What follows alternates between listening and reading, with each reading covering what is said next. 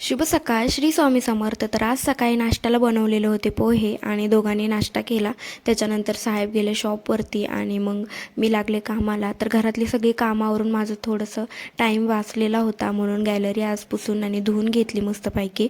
कारण का पावसामुळे जास्त धुतानी घासता येत नव्हती सारखी त्याच्यामुळे आज टाईम होता तर ते केलं आणि नंतर लागले जेवणाच्या तयारीला. तर आज शुक्रवार होता आणि खूप दिवसांनी नॉनव्हेज बनवायचं होतं आणि त्यात मी एकटीच होती. त्याच्यामुळे मग सर्वात पहिले तर चपाती आणि भात बनवून घेतला, कारण का ते पटकन झालं तर मग भाजी बनवायला जास्त वेळ लागत नाही. आणि तोपर्यंत साहेबांनी चिकन आणि देशी कोंबडी दोन्ही पण आणून दिलेलं होतं. ते मस्त साफ केलं आणि देशी कोंबडी कुकरमध्ये शिजायला टाकण्यासाठी कांदा चिरला आणि ते शिजायला टाकलं आणि एका साईडला मस्तपैकी चिकन सुक्कं बनवून घेतलं, जे की वेगळी रेसिपी होती, मला चांगली वाटली. तुम्हाला हवी असेल तर मी रेसिपी पण शेअर करेल.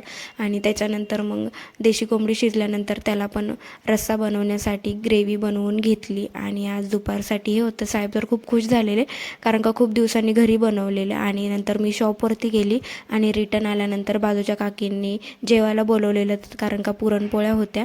सो आजच्यापुरतं एवढंच. बाय.